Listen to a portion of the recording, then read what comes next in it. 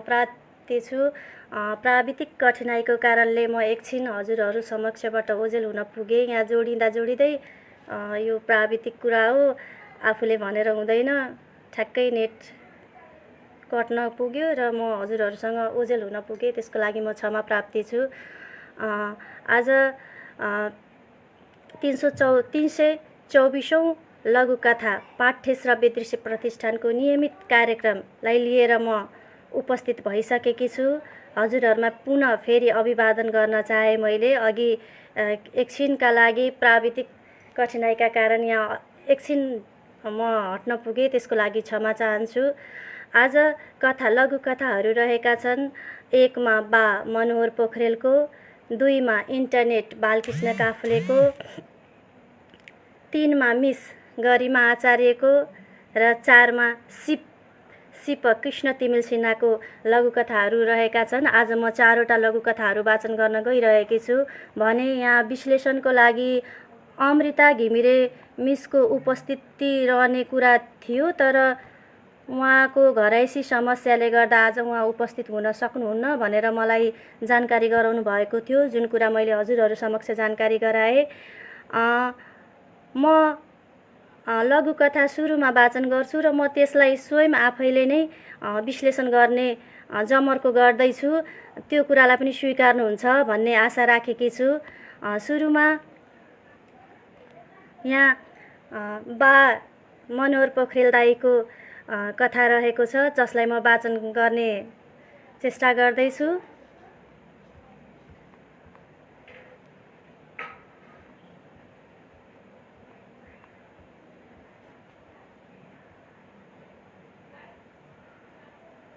लघुकथा बा। फेरि बाको लेक्चर सुरु भयो। फतफताउँदै ऊ बाहिरिन्थ्यो। बाको अर्थी गाली तुल्य बिजाउँथ्यो। बाको आदर्शले नै ऊ उभ्न लागेको ठान्थ्यो। कतै एक टुक्रो खेती खडेरी जोडेको भए पनि अहिलेसम्म करोडौँको सम्पत्ति हुन्थ्यो, उसले गुनासो गर्थ्यो। बा सधैँ जन्मले होइन, कर्मले ठुलो हुनुपर्छ भन्थे। दुखीको सेवा गर्न र इमान्दार बन्न अर्थी दिन्थे। उसको कानमा बतास लाग्दैनथ्यो। शिर झुक्ने काम नगर्न तथा पढ्न र अघि बढ्न उपदेश दिन्थे।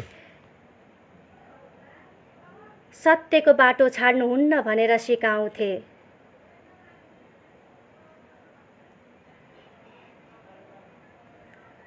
धन्यवाद दाई। यहाँ मैले मनोहर पोखरेल दाईलाई देखिसकेको छु, हार्दिक नमन भन्दै हुनुहुन्छ। दाईलाई पनि हार्दिक नमन छ। यहाँ मैले हजुरलाई भव्य स्वागत गर्न चाहे दाई।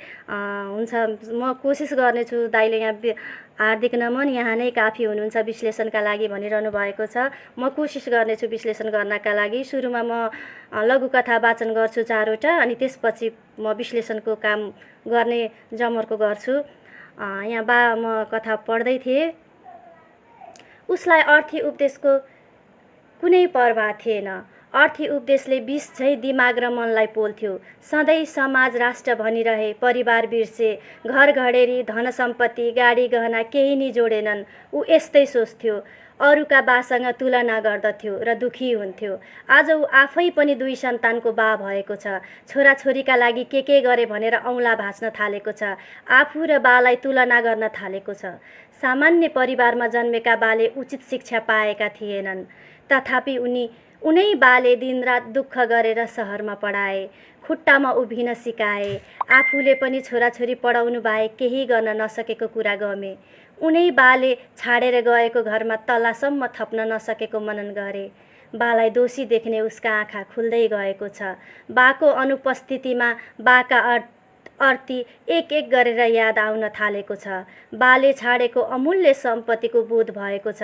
बालाई आदर्श मान्न थालेको छ। लघुकथा सकिएको छ। अब दोस्रो लघुकथा इन्टरनेट बालकृष्ण काफ्लेज्यूको रहेको छ। यहाँ मैले लक्ष्मी रिजाल म्यामलाई देखिरहेको छु। नमस्कार मिस भन्नुभएको छ। लक्ष्मी म्याम, हजुरलाई पनि नमस्कार छ। मैले हजुरलाई यस कार्यक्रममा भव्य स्वागत गरेँ। अर्को अब इन्टरनेट लघुकथा वाचन गर्न म गइरहेको छु। लक्ष्मी रिजाल म्यामले भन्दै हुन्छ, बा महान छन्, वाचन सुमधुर। धन्यवाद म्याम। लघुकथा इन्टरनेट। गृह कार्य सक्यो बाबु? श्यामनाथले छोरालाई सोधेका थिए। छोरो सन्तोष भने इन्टरनेटमा व्यस्त थियो। उसले बुबाको प्रश्न नसुने झैँ गरेको थियो। श्यामनाथ खाना बनाउने काममा लागिरहेका थिए। केही बेरपछि पुनः श्यामनाथ कड्किएका थिए। होइन, तिम्रो गृह कार्य सक्यो त?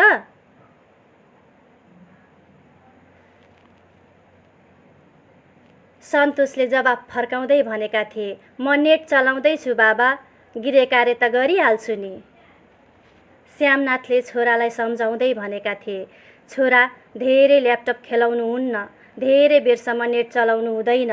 सन्तोषले जवाफ फर्काएको थियो, बिहान 2 घण्टा नेट चलाए, साँझ 2 घण्टा चलाए, त्यति मात्र त हो नि।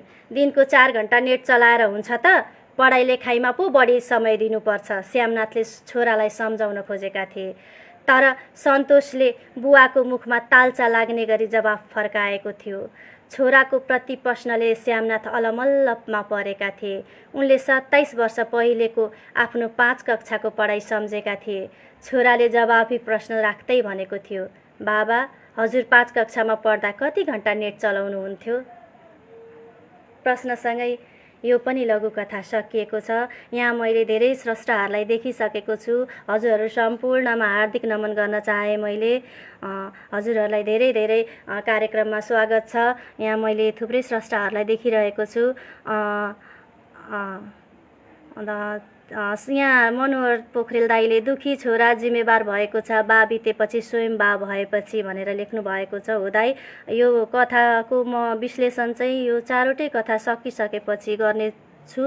लघुकथा सकेपछि मात्र प्रतिक्रिया पढौँ भन्नुभएको छ। हुन्छ दाई, म यो सबै 4वटै लघुकथा आजको कार्यक्रम रूपरेखा अनुसारको कथाहरू पढ्छु अनि त्यसपछि चाहिँ विश्लेषणको कुरालाई अगाडि बढाउँछु।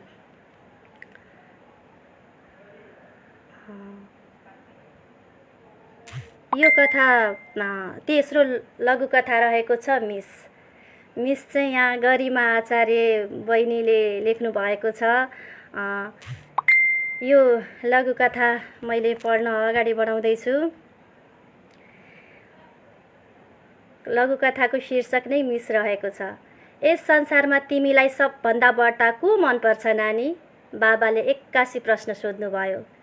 मेरो पहिलो उत्तर मामु थियो, दोस्रो उत्तर मिसहरू थियो, तेस्रो उत्तर मामा घरका हजुरबा आमा, चौथो सानीमा, पाँचौँमा मात्र बाबा पर्नुहुन्थ्यो। यो बुझाइ त्यस बेलाको हो। बाबा कहिल्यै हामीलाई समय दिनुहुन्नथ्यो। बोल्दा पनि मायालु बोली निकाल्नुहुन्नथ्यो। मेसिन बोले जस्तै एउटै भाका र लयमा 2 शब्द बोल्यो, बस त्यसैमा काम सकियो। मसँग भएको पहिलो उत्तरले उहाँ चित्त बुझाउनुहुन्न भन्ने मलाई थाहा थियो। उहाँले पनि अनुमान गर्नुभएको थियो 5 नम्बर 1 नम्बरमा हत्तपत्त जान सक्दैन भनेर। 2 नम्बर चाहिँ 1 नम्बर नै हो भन्ने मलाई पनि थाहा थियो। मेरो जवाब सुनेर उहाँ छक्क पर्नु भएको थियो। यस्तो भाषा हामी कक्षामा प्रयोग गर्थ्यौँ, घरमा होइन। उहाँलाई चकित तुल्याउने गरी बालसुलभ बोलीमा मैले भनेकी थिएँ, 1 2 मिस, क ख ग मिस, एबिसी मिस।